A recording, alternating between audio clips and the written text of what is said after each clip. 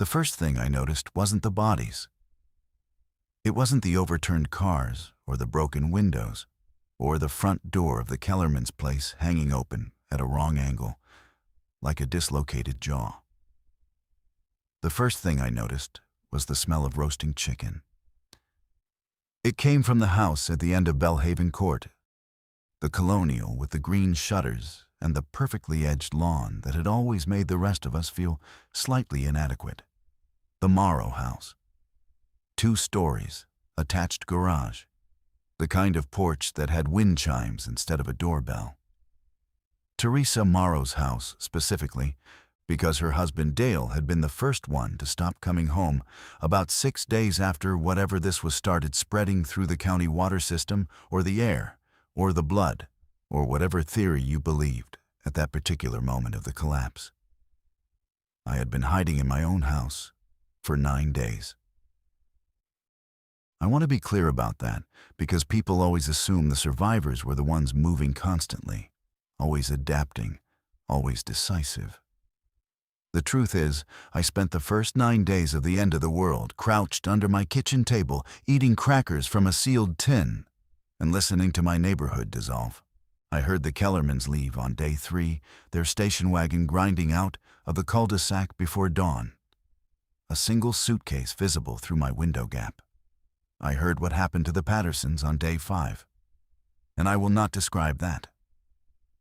I heard the power grid stutter and die on day 7. And the silence that followed was the loudest thing I'd ever experienced. By day 9, I was out of crackers. That's the real origin story of every survivor's journey, I think. Not bravery, not skill, hunger. I had crept to the front window, the one behind the heavy curtain, the one where I could see Belhaven Court in a narrow vertical strip, and that's when I saw them. 4 of them, clustered around the Pattersons' mailbox like they'd gathered for some grotesque neighborhood meeting. They moved with that particular wrongness that I still struggle to articulate accurately. It wasn't just the lurching, though there was lurching. It was the quality of their attention, the way they tracked sound but seemed almost philosophically uninterested in the world until something disrupted the air around them, like standing water that only moved when something dropped into it. I'd seen one up close on day 2, before I fully understood what was happening. Before the emergency broadcasts turned to static, and the mayor's office stopped returning its own automated phone messages. My neighbor Carl Briggs had come to my door looking for aspirin. He'd asked in complete sentences. He'd stood on my porch and explained that his wife was running a fever, and he thought they were out of ibuprofen, and could he borrow some? Then he'd tilted his head at a precise 45-degree angle and watched a squirrel cross my front yard with an intensity that had made every hair on my arms stand up before I fully understood why. And I'd handed him the aspirin through a 4-inch gap and locked the door and stood against it until my legs gave. That was day 2. I had been 8 days learning the particular geometry of their movement patterns from my window. So I knew, watching those 4 near the Pattersons' mailbox, that they hadn't heard me yet. I also knew that my caloric situation was becoming critical in a way that would impair my judgment within another 24 to 48 hours. And then the smell hit me. Through the window seam, through the curtain, roasting chicken, herbs. Something sweet underneath, maybe a glaze, maybe carrots caramelizing. From the Morrow House at the end of the court. My mouth flooded with saliva before my brain could process the impossibility of it. Someone at the end of the street was cooking dinner in the Morrow House, with the lights off, with the grid dead, with 4 of them 40 yards away. Someone was cooking dinner on day 9 of the end of the world, and I could smell it from my window. And it was the most dangerous thing I'd ever been attracted to. I spent an hour talking myself out of going. I rehearsed the reasons against it the way you rehearse an argument you know you're going to lose. The 4 of them near the Pattersons' mailbox weren't stationary. They drifted in slow, overlapping circles, which meant the path to the Morrow house at the far end of the cul-de-sac required crossing approximately 60 feet of open concrete at some point. The daylight was wrong mid-afternoon. No cloud cover, bright enough that shadow movement would register. The smell itself was a warning. If it had reached me through a window seam, it was broadcasting through the entire street, which meant those four weren't the only ones potentially drawn to it. And yet, day 9, empty tin. I started preparing at 4 p.m. for a 6 p.m. move, using the remaining daylight's decline as cover math. I put on the darkest clothes I owned, charcoal jeans, a navy sweatshirt that had faded to something close to gray, and I wrapped the soles of my sneakers in electrical tape from the junk drawer because I'd read somewhere that the noise reduction was meaningful, and I had nothing better to do with my last functional hour of rational thinking. I found my grandfather's hunting knife in the hall closet. I had never used it for anything except opening boxes. My name is Robert Webb. I was 34 years old when the street went quiet. I taught high school history at Carver Academy, which means I spent my professional life explaining to teenagers why civilizations collapsed. And then I spent 9 days discovering that the answer is always simpler and more personal than any textbook version. Civilizations collapse because people run out of crackers, because the infrastructure of normalcy is thinner than we've been told. I crept out the back door at 6:12 p.m. The plan was to move along the fence line of my backyard, cut through the gap behind the Hendersons' property the Hendersons had evacuated on day 1, which I knew because Linda Henderson had texted me a 2-word message. Come now. Then emerge onto the cul-de-sac from the side angle that put the Morrow house within a 20-foot dash. The 4 near the mailbox would be behind me and to the left. I had mapped this out on a legal pad. I had spent an hour on a 60-foot walk. The Henderson gap was exactly where I remembered it. The fence board had been loose for 2 years. Linda had complained about it at the 4th of July block party last summer. I eased through it and felt the rough wood catch my sweatshirt, and the sound of the fabric pulling a soft, dry rasp stopped me completely for 30 seconds while I listened to my own heartbeat count the silence. The 4 near the mailbox didn't move. I crossed the open concrete at something between a walk and a jog, not running because running looked different from stillness in peripheral vision, not walking because momentum was safety. 10 seconds. 15. My sneakers on the concrete were almost silent. Almost. I reached the Morrow porch and pressed myself against the wall beside the front door, breathing through my nose, and the smell of the chicken was enormous now. And underneath it, something else, wood smoke, faint but real. Someone was burning wood.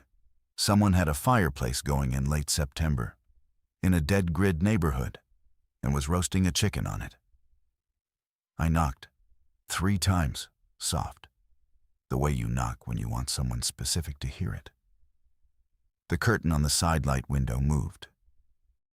A pause, a long pause that had decision inside it. Then the door opened 3 inches, still chained, and a woman's eye appeared in the gap, brown iris, alert. Not frightened, beyond frightened, in that territory that comes after fear has been metabolized into pure function. "You're the history teacher," she said, "from the gray house."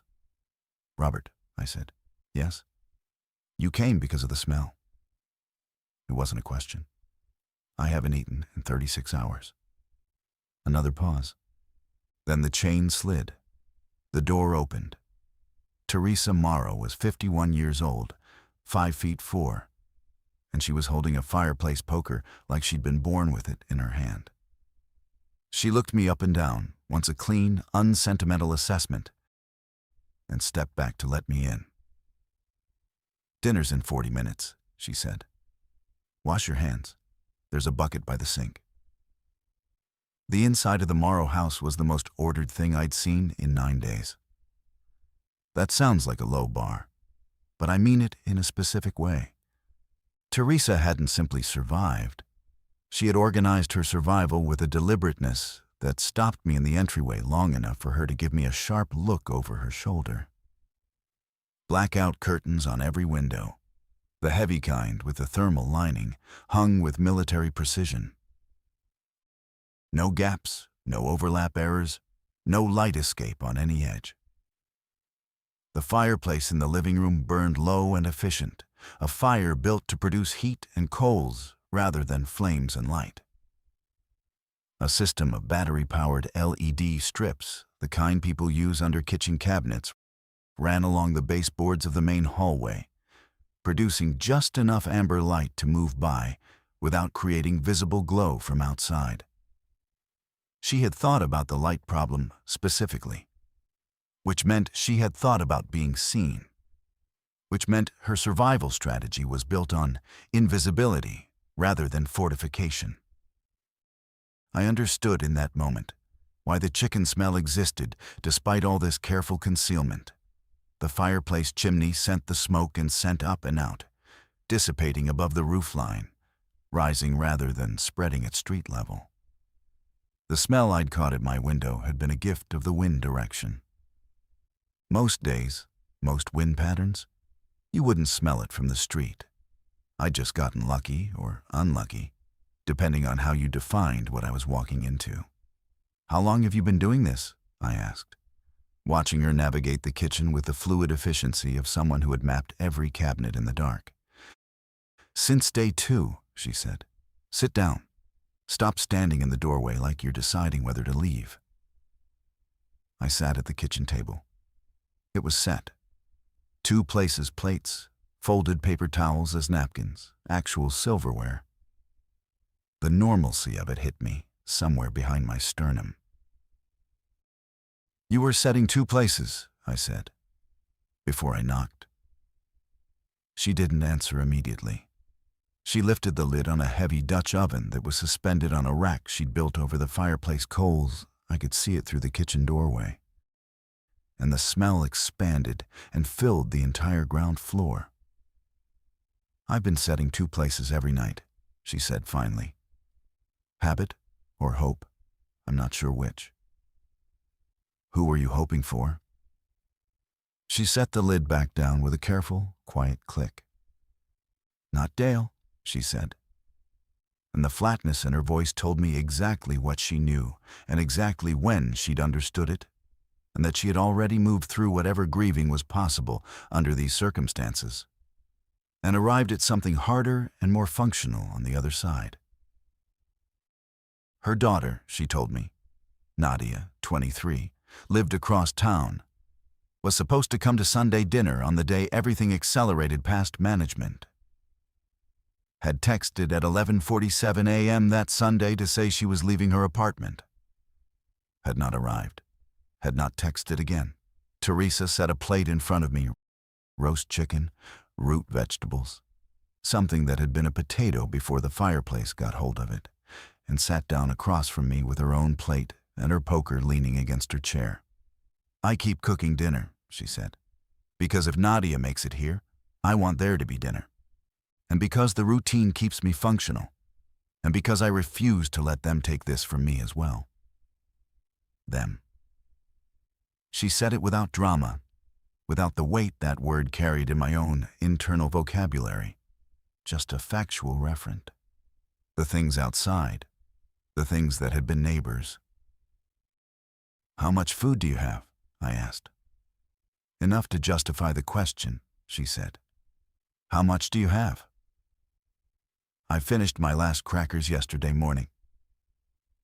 She looked at me across the table with an expression that I would come to recognize over the following days as her primary emotional register. A compound of assessment, calculation, and a compassion she expressed exclusively through action rather than language. "Then you're staying," she said. "Eat." I ate. The chicken was extraordinary. The potato was perfect. Outside, through the blackout curtains, through the carefully sealed window gaps, the street was silent in that particular way that had nothing to do with peace. I slept on the Morrow couch that first night and woke at 3 a.m. to the sound of movement outside. Not the four near the mailbox, those I had watched from the window during the remaining daylight, confirming they'd drifted toward Cypress Lane by early evening, pulled by something I couldn't identify from my angle. This was different. A single set of footsteps on the porch, deliberate, patterned.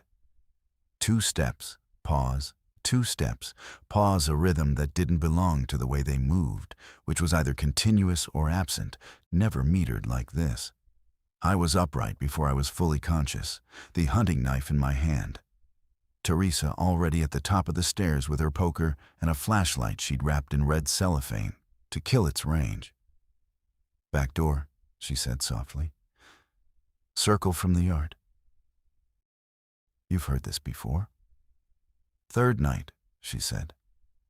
"It walks the porch at 3 a.m. and leaves before 4. It knows the layout." The distinction landed immediately. Not it walks like an animal patterns its territory. It knows the layout, meaning whoever or whatever was doing this had been here before, when the house was different, when the porch meant something other than an approach angle. I moved to the kitchen window, the one with a sight line to the side yard, and lifted the curtain's edge by 2 millimeters. The moonlight was adequate. The figure on the porch was tall, broad-shouldered, wearing what had been a gray work shirt. He moved with a particular quality I recognized from my 9 days of watching. But there was something in his circuit, the way he always stopped at the 3rd porch board from the left, always turned toward the sidelight window, that suggested the behavior was not random. "It's Dale," Teresa said from the stairs. Her voice was completely controlled. I identified him on the 2nd night. I lowered the curtain edge and turned to look at her. "He comes every night," she continued. "He doesn't try to get in. He just walks the porch and leaves." "Teresa." "Don't," she said. The word was quiet and final. "I've already had every conversation you're about to start. I've already reached every conclusion. He's not in there. I know that. But he comes every night. And I don't know if it's residual pattern behavior or something I don't have a framework for. And either way, I've decided that it doesn't change my operational posture." Operational posture. She had built a vocabulary for this that kept it manageable. "How long has he been turned?" I asked. "I believe day 1, she said. "He didn't come home. That was day 1. The first night he came to the porch was 3 days after." We listened to his footsteps complete their circuit. Pause at the sidelight, the slow turn, then the steps going down, crossing the yard, disappearing into the dark beyond the fence. Teresa descended the stairs and went back to the kitchen. I heard her rekindle the fire from its banked coals, a skill she'd clearly developed over 9 days of nighttime management. I followed her. She was crouched in front of the fireplace, feeding small pieces of dry wood into the coals with the focused precision of someone performing a ritual. "Tomorrow," she said without looking up, "we need to talk about supply inventory and what the next week looks like. I've been alone long enough that my planning has developed some gaps." "What kind of gaps?" "Blind spots," she said. "Things I've stopped questioning because there's been no one to question me." She placed a final piece of wood and watched the flame catch. "You're going to question me. I'm going to question you. That's the arrangement." The fire settled into its low, useful burn. "Agreed," I said. Outside, the street was silent again, the way it always went silent after Dale Morrow finished his nightly circuit of the home he no longer lived in. Teresa had a system for everything, and the system was always smarter than it first appeared. The morning after I arrived, she unfolded a hand-drawn map on the kitchen table graph paper. Ink, remarkably precise given that it had been produced entirely from memory. Belhaven Court and its 5 surrounding blocks, rendered with the accuracy of someone who had spent years walking those streets as a school board volunteer, a neighborhood association secretary, a woman who knew which houses had dogs and which alleys flooded in heavy rain. She had marked every building she considered a potential resource with a small square. She had marked every location where she had observed infected with a red dot, and along with a date.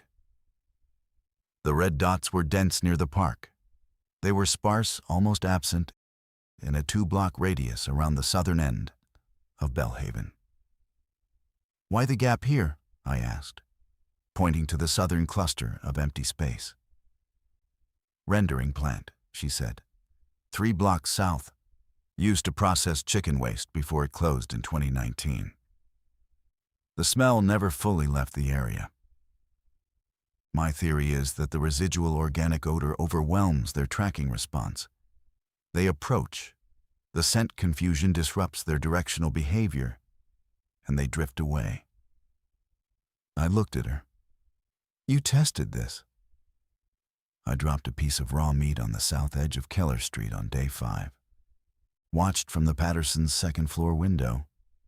3 of them approached within 30 feet. The smell concentration hit them at that range. They turned and moved in 3 separate directions. She paused. I didn't have anyone to tell. The weight of that sentence. The accumulated loneliness of 9 days of careful, precise observation, with no one to receive the data, was enormous. And she delivered it with the same flat control she applied to everything. And it hit me harder because of the flatness. "That's significant," I said. "That's a genuine tactical advantage." "It is," she said. "It's also limited. The effective radius is maybe 4 blocks. Beyond that, we're operating in standard threat conditions." She tapped the map. "The immediate objective is this building." She pointed to a marked square on Dewey Street, 2 blocks north. Hartwell's Hardware. I confirmed on day 3 that the owner, Pete Hartwell, evacuated with his family. He has a generator in the storage room and what I believe is a significant quantity of canned goods. In the back office, Pete was a prepper, the quiet kind. He brought it up exactly once at a zoning meeting and immediately regretted it. The generator is secondary. The food cache is primary. 2 blocks north puts us outside the rendering plant buffer, I said. "Yes, which is why I've been waiting for a second person." I studied the map. The route from Belhaven Court to Hartwell's Hardware required one exposed crossing a 60-foot section of Dewey Street with no cover approach.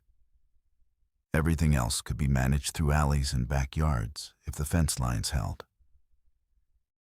"How many do you typically see between here and Dewey?" I asked. "On my observation days, 3 to 5 in motion. But the pattern isn't fixed.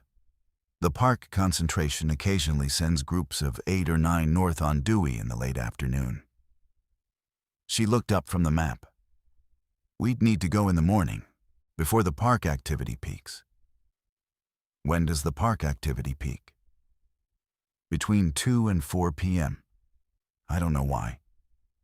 I have a theory about light angle and heat radiation from the park's paved paths, but it's speculative." She had a notebook beside the map, spiral-bound. The kind you'd use for meeting minutes. Every page was dense with observation notes. Dates, times, counts, behavioral anomalies. 9 days of meticulous data collection, written in the small, clear hand of someone who had been taking minutes at community meetings for 20 years. "This is remarkable," I said, meaning it completely.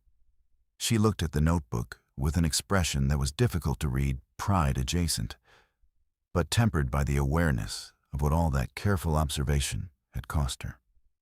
Every data point in that book represented a window she'd watched from, a calculation she'd made, a day she'd spent alone, in a house that smelled of cooking and memory. Nadia used to tell me I overprepare for everything, she said quietly. I used to wonder if she was right. She closed the notebook. Tomorrow morning, she said. Hartwell's. 7 a.m. departure. We didn't make it to Hartwell's the next morning. At 6:45 a.m., while I was eating reconstituted oatmeal, Teresa had a system for this involving a single-burner camping stove and precise water rationing.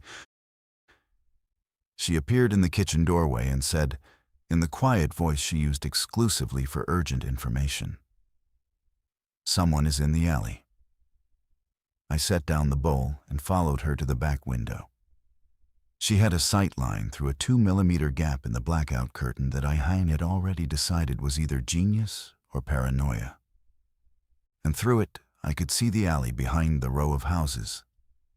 And in the alley, there was a figure moving with a low, controlled crouch that did not belong to the infected. Human. Definitively human. The way they checked corners, the way they moved in bursts and stopped, that was planning. That was fear management. That was a person navigating a threat environment the same way I'd navigated my 60-foot crossing 2 nights ago. A teenager, female, from the movement and the slight frame. Maybe 17, maybe younger, backpack, dark hoodie, moving in our direction. She's heading for your fence gate, Teresa said. My house? She's read the street. Yours is the only house with a gate latch on the inside. She can see that from the alley because the latch side faces inward and there's a gap in the boards. She's looking for a house that was secured from the inside, which means occupied, which means potentially safe. This was the quality of Teresa's thinking. She had already processed what the girl's movement meant before the girl had reached the gate. She's going to make noise trying the latch, I said. Yes. Teresa was already moving toward the back door. 30 seconds. We went out the back door together, moving fast and low across Teresa's yard to the gap in the fence between our properties. And we came through into my backyard just as the girl reached the gate and started working the latch from the outside. Gentle at first, then with growing urgency. Hey. I kept it barely above a whisper. Hey, stop. The girl froze, turned. Her face was wide-eyed and road-worn, a 3-day accumulation of exhaustion visible in the particular slackness around her eyes. She had a cut on her right hand that had been wrapped in a strip of fabric cut from what had been a blue t-shirt. She looked at me, then at Teresa. Mrs. Morrow, she said. Teresa stepped forward so fast I almost didn't track it. The girl whose name was Angela, who was 16, who had been a student at Carver Academy in the sophomore class I had never taught, had been trying to reach Teresa's house specifically. She had known the address from her older brother Vikram, who had been in Teresa's school board committee's teen engagement program 2 years earlier and had mentioned, in passing, that Teresa Morrow on Bellhaven was the most prepared woman he'd ever met. Angela had been sheltering with her family parents, younger brother Kiran, age 8, in their house on Marchfield Avenue, 4 streets over since the beginning. 6 days ago, their shelter had become untenable. They had moved. And in the moving, Angela had been separated from her family near the corner of Crane and 5th during a street crossing gone wrong. And she had been alone since, sheltering in an abandoned dry cleaning shop 2 blocks away, eating vending machine food she'd found in the shop's back room, waiting for either her family or the street to change. Your family, Teresa said. She wasn't asking a question. She was beginning a calculation. I don't know where they went, Angela said. Kiran is 8. My parents, they would have kept moving. They would have had a plan. She stopped. Her voice was steady in the way that voices are steady when they've already spent all their shaking. "I need to find them." Teresa looked at her for a long moment. "Come inside," she said. "We'll figure it out." The street beyond the alley made a sound, distant, collective, directionless, that shortened the moment into a single clean decision. We went inside. Angela ate everything Teresa put in front of her, with the unself-conscious urgency of someone who had suspended all social architecture. She ate oatmeal and reconstituted soup, and the last of a jar of peanut butter spread on crackers. And she did it without pause or apology. And Teresa watched her with an expression that I recognized, after a moment, as maternal recognition, not sentiment, but a calibration, an assessment of what this young person needed and at what pace she could receive it. While Angela ate, she talked. The picture she assembled of the 4 streets between here and Marchfield was significantly worse than Teresa's map had indicated. 3 new clusters, groups of 15 or more, had formed near the elementary school on Brinton Street. The hardware store on Dewey had been accessed. The front window was broken. She'd seen it from a distance. She didn't know if anyone was inside, or whether the break-in had been human or incidental. Hartwell's Hardware, our supply objective. "When did you see the broken window?" I asked. "Day before yesterday," she said. "I went a block north to see if I could find anything useful and saw it from across the street. The glass was on the outside of the building." She registered our reaction. "That means it was broken from inside," she said, because she was 16 and had already learned to read adult faces in crisis. "Right?" "It could mean that," Teresa said carefully. "It could also mean structural failure." But we both knew she was right. Glass on the outside meant pressure from inside. Hartwell's was either occupied or had been, and we had no way to know by whom. Angela's family's last known trajectory had been east on Crane Street, which put them potentially in the Millbrook neighborhood, which was 2.5 miles from Belhaven, reachable in theory, unnavigable in practice given the Brinton Street cluster that Angela had described. Any route to Millbrook passed within 2 blocks of that concentration. "We need more information before we go anywhere," Teresa said. "I know where we can get some," Angela said. She pulled her backpack onto the table and removed a handheld radio, the kind you bought at camping supply stores, short range, designed for trail communication. "I found this in the dry cleaning shop. The owner left everything. I've been scanning frequencies at night." She set it on the table. "Channel 11. There's a man. He transmits between 9 and 10 p.m. He calls himself Anchor." Teresa and I looked at each other. "What does he say?" I asked. "He gives coordinates," Angela said. "Street intersections, counts. I think he's doing what Mrs. Morrow has been doing with her map, tracking them, logging their positions. But he has a wider range. He mentioned Millbrook twice. He mentioned a community shelter at the Westfield Community Church." The Westfield Community Church was 6 blocks from Belhaven. 6 blocks that I would have considered impassable 2 hours ago. "Has he mentioned his own location?" Teresa asked. "Never directly," Angela said. "But the ambient sounds when he transmits. I hear traffic at intervals. Mechanical, regular.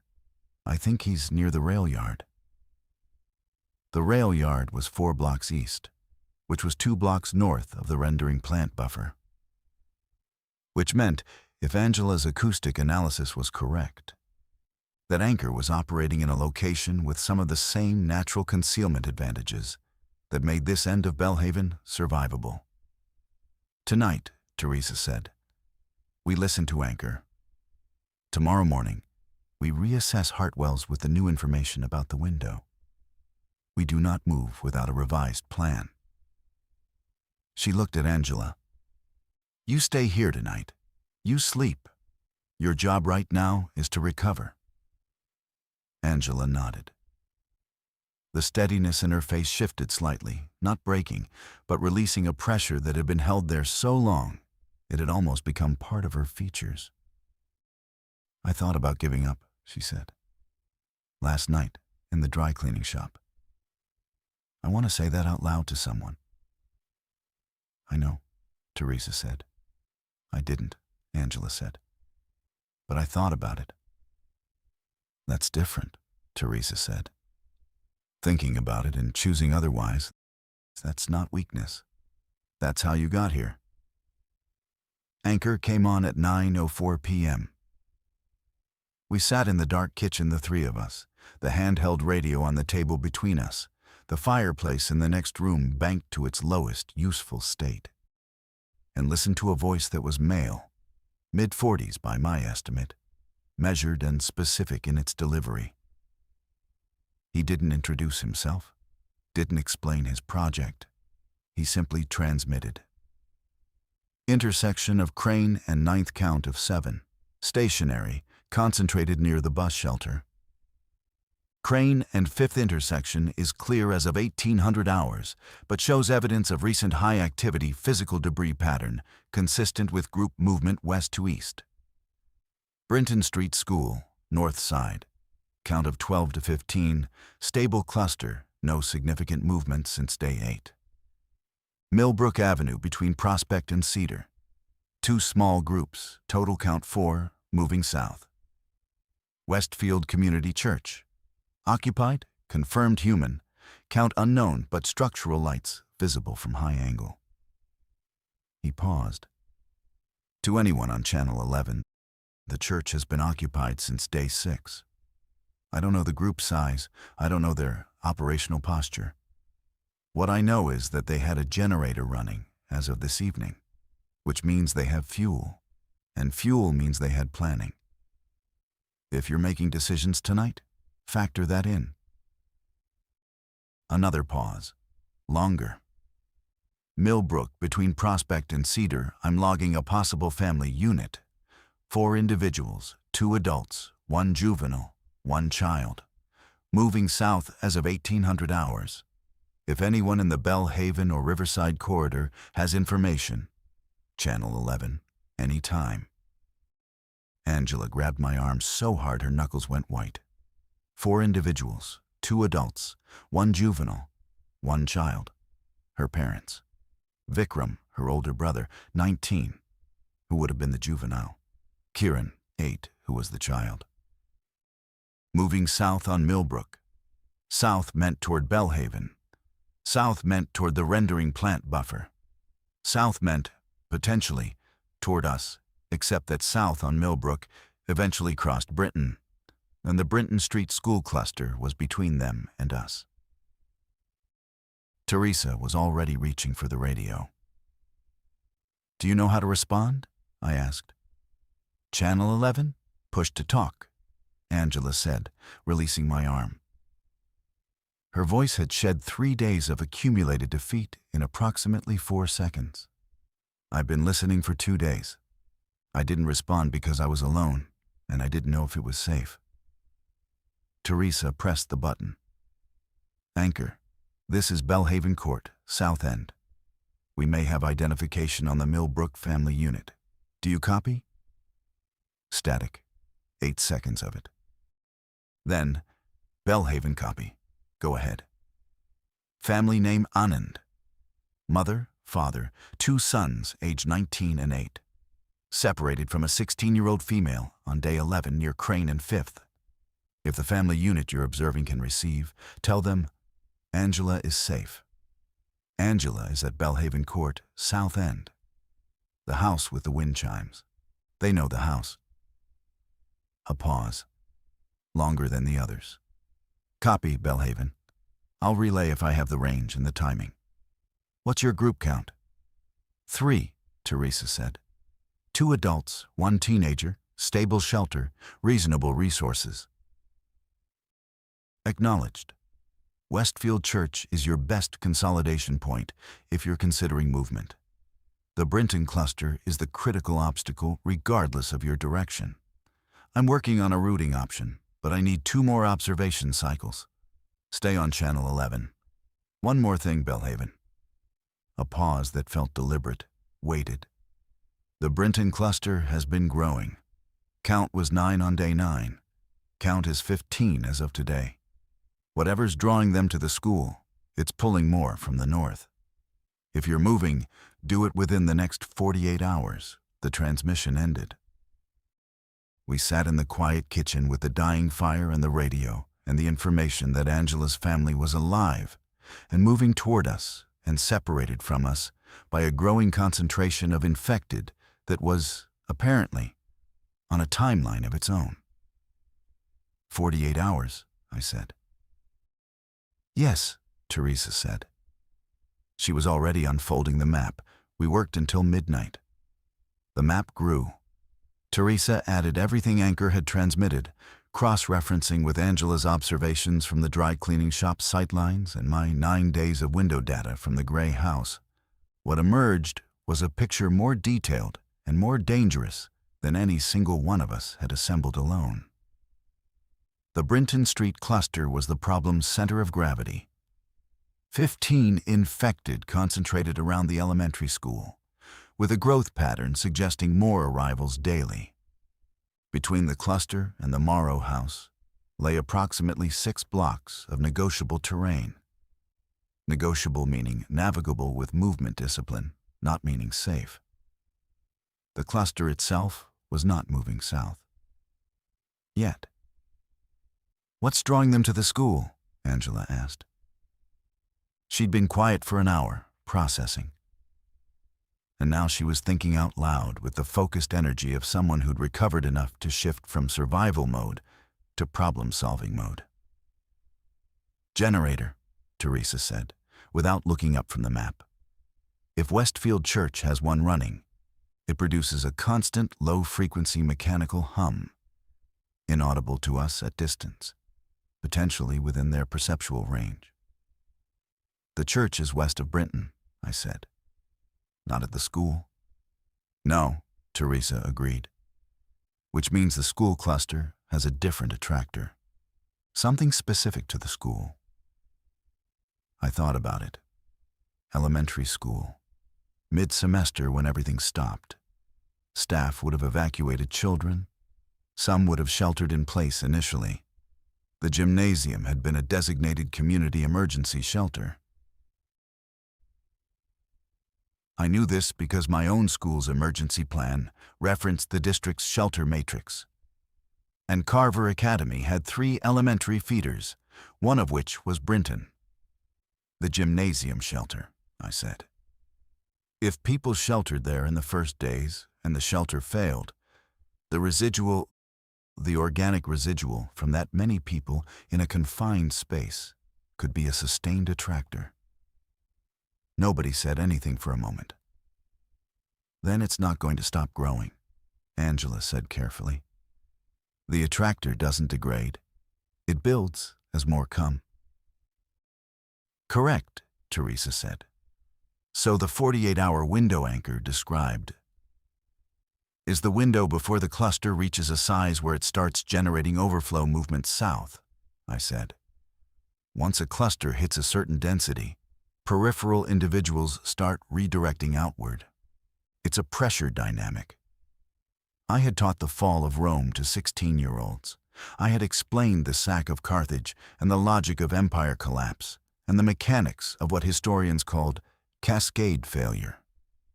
The vocabulary was different, but the structure was identical, and I found this both useful and quietly shattering. "There's a route," Teresa said. She traced it with her finger not across Brinton, but around it, using the alley system on the west side of the school to bypass the cluster at a distance of approximately 1.5 blocks. "The rendering plant buffer extends to here." She pointed to a spot on the west edge of the Brinton block. "If the buffer edge provides even partial confusion, the West Alley approach gives us a corridor." "To Westfield Church?" I asked. "To Millbrook," she said. "To reach the church we pass through the buffer corridor, then north on Henley Street. But the Anand family is coming south on Millbrook. If we can get to Millbrook ahead of their projected arrival, we intercept. The plan had a logic to it that was sound, and a risk profile that was significant, and a time dependency that removed the option of more preparation. We need to tell Anchor the route, I said. If he can relay the intercept point. He told us he needs 2 more observation cycles, Teresa said. Which means tomorrow night's transmission. Which means tomorrow night we give him the intercept coordinates. And the morning after, we move. She folded the map with the careful, practiced motion of someone who had been folding and refolding it for 9 days. Get some sleep, she said to both of us. Tomorrow is a preparation day. The day after is a movement day. She said it the way you say something when you've decided it, and the decision is not subject to revision. There was a comfort in it, not false comfort, not reassurance that everything would be fine, but the specific comfort of clarity. We had a plan. The plan was dangerous. We were doing it anyway. I went to the living room couch, and Angela took the guest bedroom, and Teresa went upstairs. And at 3 a.m., the footsteps came to the porch again, slow, patterned, knowing the third board from the left, and this time none of us got up. We each lay in our separate rooms and listened to Dale Morrow complete his circuit, and none of us spoke about it in the morning. The preparation day surfaced the disagreement I had known was coming. It arrived over the question of what to take from the Morrow house, specifically over the Dutch oven. Teresa wanted to bring it. It was heavy, perhaps 8 pounds, cast iron, unwieldy in a backpack by any reasonable assessment. And it was irreplaceable in the sense that all cooking capacity was irreplaceable in a world where heat sources were improvised and uncertain. She laid it on the kitchen table with a deliberateness that made her position clear before she said a word. "We're not taking the Dutch oven," I said. "We're taking the Dutch oven," she said. Angela, to her considerable credit, became very interested in the contents of her backpack. "It's 8 pounds of cast iron," I said. "In a movement scenario where we may need to run, change direction, climb, or drop weight instantly. In a shelter scenario where we may need to cook for 5 people for an indefinite period," she said. "Cast iron is not a luxury. We don't know what resources the church has. We know what resources we have," she said. "And we know that whoever has operational control at Westfield may or may not share them with a group of 3 strangers who showed up carrying nothing." This stopped me. She wasn't arguing about the Dutch oven. She was arguing about negotiating position. Arriving at the church with demonstrated capability, the ability to cook, to sustain, to contribute, was different from arriving empty-handed and dependent. She had thought this through in the same way she had thought through the blackout curtains and the fire geometry and the rendering plant buffer. Every decision was a leveraged decision. "How do we carry it?" I asked. "I have a frame pack in the garage," she said. "Dale used it for hiking. The Dutch oven fits in the main compartment with the lid strapped separately. I carry it." "You're 51. "I walk 4 miles every morning," she said. "I have for 20 years. Don't do that." I was going to say you're 51 and stronger than I gave you credit for before I finished the sentence. She looked at me steadily. "Finish sentences before you start them." Angela laughed, sudden and involuntary, and covered it immediately. And the sound of it in that kitchen, genuine, unguarded, a 16-year-old's laugh, was something I don't have an adequate word for. It was the sound of someone still intact, despite everything working to take that intactness apart. We packed with the discipline of people who understood the difference between what they wanted and what they could carry. Water purification tablets, the map, the radio, Teresa's observation notebook. a first aid kit she'd assembled over 9 days from what the house contained. The hunting knife, a second blade kitchen, substantial, that Teresa selected from the block and cleaned and wrapped in cloth. Rope, electrical tape, 3 days of food in calorie density rather than volume, and the Dutch oven. While we packed, Angela and I covered the logistics of the West Alley route, walking it mentally from the map until we both had it in our internal geography. Teresa had the physical map, but physical maps were useless in motion. If you needed to consult them, you needed the route memorized, and memorized routes needed verification. "What's the alley surface?" Angela asked. "Gravel or pavement?" "Pavement," Teresa said from the next room. City maintained. No gravel sections until the rail yard, which we're not approaching." "Drainage covers?" "2, both on the east side of the alley. We passed them at distance." "Why does it matter?" I asked. "Drainage covers rattle," Angela said, with the matter-of-fact authority of someone who had spent 3 days navigating alone and had learned things the hard way. "You step wrong, they rattle. Do it twice in 30 seconds, and you're marked."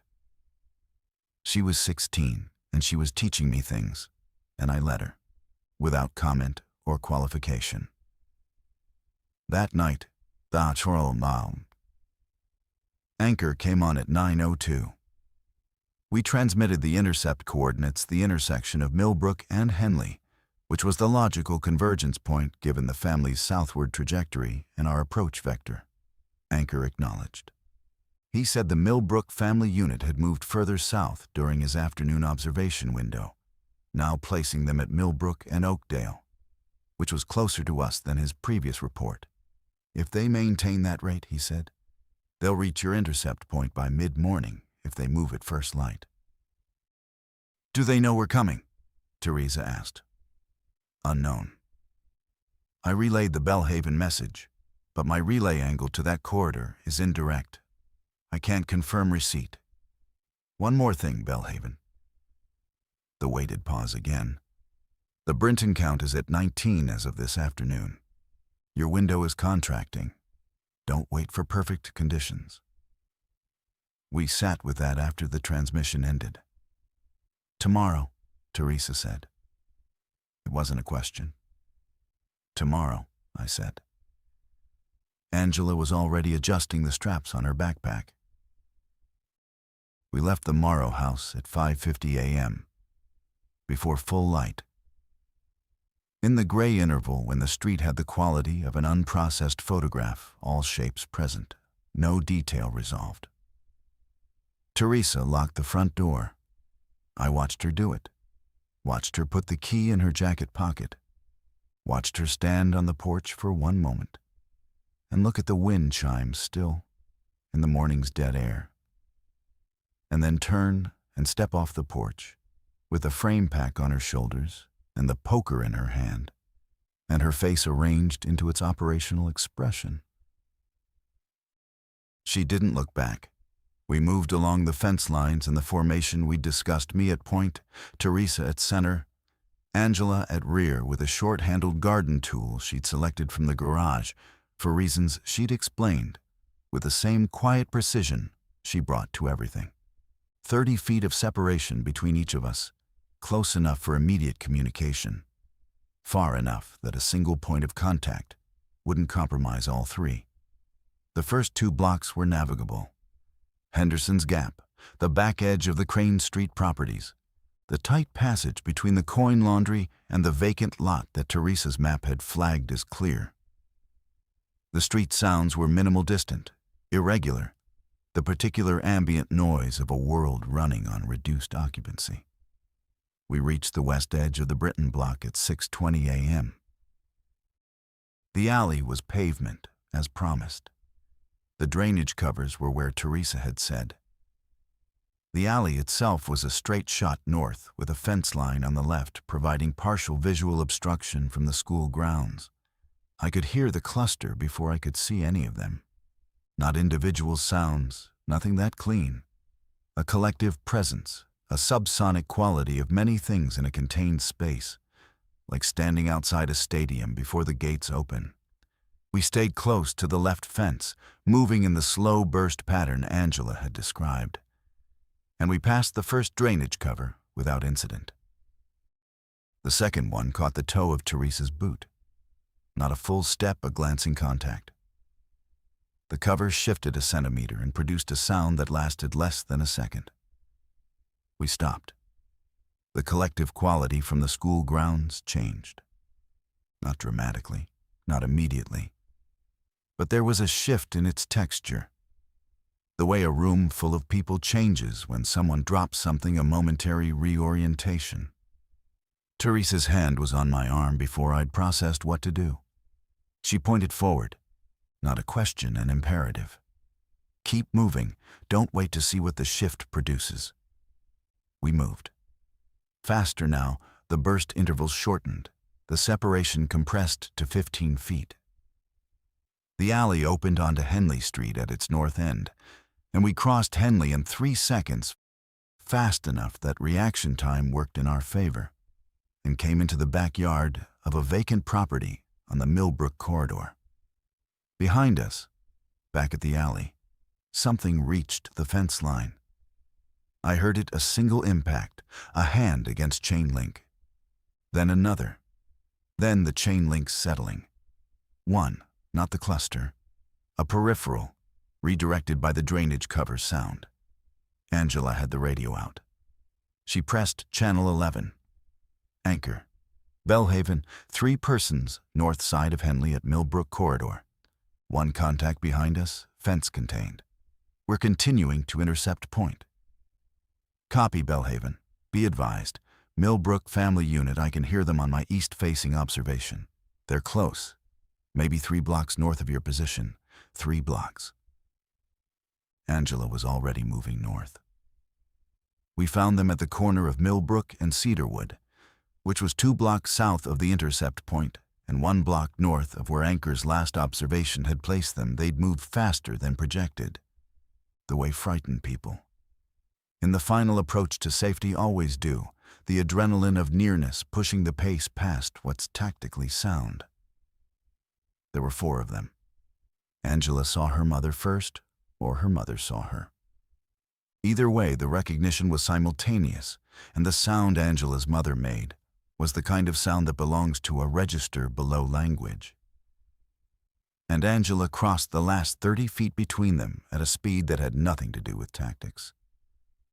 I turned away, not from sentiment, to watch the street, because this was exactly the moment when sound discipline collapsed, when the focus of everyone involved narrowed to the reunion and the periphery went unwatched. And the periphery was where the problems came from. Teresa materialized beside me. She had already cataloged the group. Sunita Anand, mid-40s, a controlled collapse into her daughter's arms that lasted exactly as long as she could afford. Raj Anand, 50, already scanning the street over his daughter's shoulder, a man who had not stopped watching the periphery, even for this. Vikram, 19, backpack twice the size of Angela's, a cut above his eyebrow that had been managed but not cleaned well. And Kiran, 8 years old, standing just behind his father with a stillness that was not a child's natural stillness, it was learned. It was trained by 11 days of being told that stillness was safety. Raj Anand reached out and shook my hand. His grip was precise and brief. "Raj," he said. "Robert, we need to move. This corner in the open." "I know," he said. "We've been moving for 6 days." "Westfield Church," Teresa said, stepping in. "Do you know it?" "No." "Follow me," she said, and she was already moving. The group of 6 navigated south and west through the backyard corridor with a precision that was improved by numbers, more eyes. Better coverage of the angles that a 3-person formation left exposed. Raj moved with the practiced efficiency of someone with military background. I learned later it was 18 months of reserve service 30 years ago. but the spatial discipline had never fully left him. Vikram covered the rear without being told. Kiran didn't make a sound. For 4 blocks, through 3 fence crossings and 2 alley segments, the 8-year-old boy moved with a silence that was complete and that I found, in an honest reckoning with myself during the weeks and months that followed, the most affecting thing I witnessed in the entire ordeal. Not the violence, not the loss. The silence of a child who has learned thoroughly and too young that the world requires silence of him. We reached the church at 7:44 a.m. The side door opened before we knocked. Someone had been watching. The church held 31 people. That was the count on the morning we arrived, and it told a story faster than any briefing could. 31 people in a facility designed for 200 meant that the people who had known about this place, the ones with community ties, with emergency planning experience, with the kind of social capital that translated into knowing which door to knock on, had mostly made it. The ones without those ties had not. The operational lead was a woman named Greta Solis, 63, former County Emergency Management Coordinator, retired. She had the kind of authority that required no announcement. It was structural, visible in the way the room oriented toward her when she entered it, the way information moved in her direction automatically. She assessed our group of 6 in approximately 90 seconds, asked 4 specific questions about what we'd observed on our route, and integrated the answers into whatever calculation she was continuously running. "The Dutch oven," she said, looking at Teresa's pack. 8-quart cast iron, Teresa said. "I have 3 propane burners and 42 gallons of propane," Greta said. "Your Dutch oven just became this facility's primary cooking vessel." She paused. "Welcome." The church had resources that recontextualized our recent scarcity with the particular brutality of comparison. The generator was real. A commercial-grade diesel unit in the basement, running 8 hours a day on a rotation that kept the battery bank charged without continuous fuel burn. The food stores were significant. A 3-week supply for the current population if managed conservatively, extending further if the population didn't grow. There was a ham radio in the rectory that gave them a range. Anchor's handheld could never match. Speaking of Anchor, I asked Greta about him. She paused a measured pause, the kind that contains information. "Anchor is a separate operation," she said. "He knows we're here. We know where he is. There's a reason he's where he is, and we're where we are. And that reason is his to explain." She moved on before I could follow up. The church's vulnerability was its position. Westfield Community Church sat at the intersection of 2 major streets, good for being findable, catastrophic for a perimeter. The north face had 3 large stained glass windows that were single-layer, irreplaceable, and structurally significant to the building. The south face had a loading dock that had been converted to a reinforced secondary entrance. But the conversion was improvised, built from what was available, and would not sustain determined pressure from a large group. Greta knew this. She had a 14-person observation rotation covering all 4 faces of the building from upper-level windows. She had an evacuation plan, a tunnel system accessed through the basement that she believed connected to the rail yard service corridors. She had not fully scouted the tunnel because the scouting required going in 1 person at a time, and she hadn't been willing to spare the resource. Teresa heard this and said, in the measured voice of someone who has just identified the problem she was born to solve, "Tell me about the tunnel." Within an hour, they were in the basement together. Teresa with her notebook and her pocket flashlight, and Greta with blueprints she'd sourced from the county digital archives. On day 2, I found Kieran sitting alone in a pew near the front of the sanctuary. He was looking at the stained glass, the north face windows. which in the morning light threw colored patterns across the floor and pews in blue and gold and red. He wasn't watching them with the desperate seeking quality that children show when they need distraction. He was watching them with genuine attention, the way you watch something beautiful when you have survived long enough to remember what beauty is. I sat down 2 pews behind him. I didn't speak. After a moment, without turning around, he said, "Do you think they'll break them?" "The windows?" I said. "I don't know. I hope they don't," he said. "They're the best thing in here."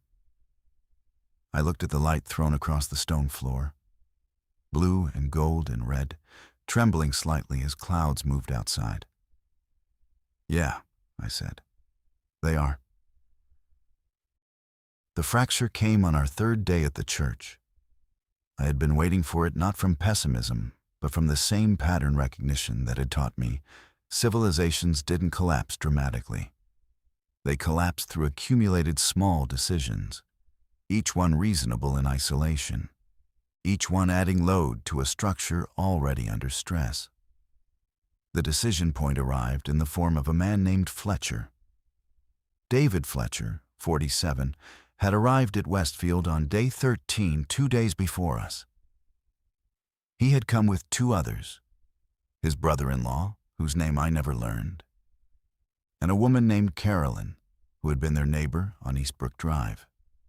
He was large, physically imposing in the way of someone who had been athletic 20 years ago, and retained the body architecture while losing the discipline, and he had the specific quality of authority that comes from social performance rather than competence. Loud, declarative, accustomed to rooms that deferred to him. He had been managing his friction with Greta's leadership since his arrival, I was told, by framing every disagreement as rational concern rather than power challenge. On our 3rd evening, he raised the tunnel. Specifically, he raised the issue of Teresa and Greta's tunnel reconnaissance, which they had completed that morning, finding a viable route through to the rail yard service corridor, approximately 400 meters, structurally sound, requiring a 3-foot crawl section at the 250-meter mark. He raised it in the group meeting that Greta ran each evening, and he raised it with the framing of resource accountability. 2 people spent 6 hours below ground today, he said. 6 hours is a significant operational commitment for a facility with our staffing constraints. I'm wondering who authorized that use of time. "I did," Greta said. "As what authority?" Teresa looked up from her notebook. I watched her, because I'd been watching her for 3 days now, and I had learned to read the particular stillness that preceded her decision to speak. She spoke. "As the person who built this operation from day 1, Teresa said. As the person whose planning choices have kept 33 people alive for 2 weeks in a high-exposure position. As the person who just secured an evacuation route that eliminates the primary fatal vulnerability of this facility." She paused. "What authority would you prefer she list?" Fletcher looked at her. "I don't think I was talking to you." "I know," she said. "I talked anyway." The room had the quality of a held breath. 33 people calibrating, adjusting, deciding where they stood based on what they observed. Fletcher was not a villain. That's what I want to say clearly, because the easy narrative assigns the role of obstacle to hero and moves on. He was frightened, and he was accustomed to authority, and he was in a situation that had removed all the structures through which his authority had previously operated. He was reaching for familiar tools in an environment where those tools didn't function. Every group had one. Most groups had more than one. "The tunnel is an asset," Greta said, redirecting with the precision of someone who had managed contentious public meetings for 20 years. "The information is in the report I'm distributing tonight. The evacuation protocol will be incorporated into tomorrow's briefing. Does anyone have operational questions about the route?" Raj Anand raised his hand and asked a specific question about the crawl section's width in relation to the frame packs. The conversation moved. Fletcher said nothing further. But I watched him for the rest of the evening.